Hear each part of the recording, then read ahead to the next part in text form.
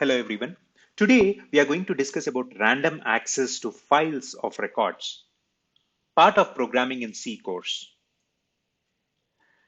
Random access to files of records allows the users to directly access and modify specific records in a file rather than reading and writing the entire file from beginning to end.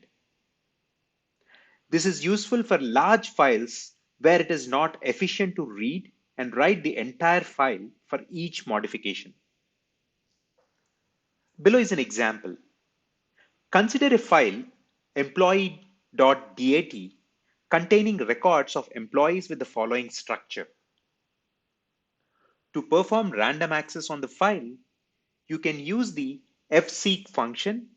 The fseek function takes three arguments: the file pointer, the offset, and the origin.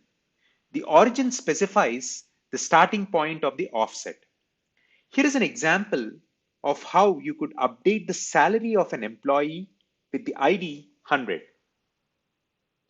In this example, the fseek function is used to set the file pointer to the desired record, and the fread and fwrite functions are used to read and write the record respectively.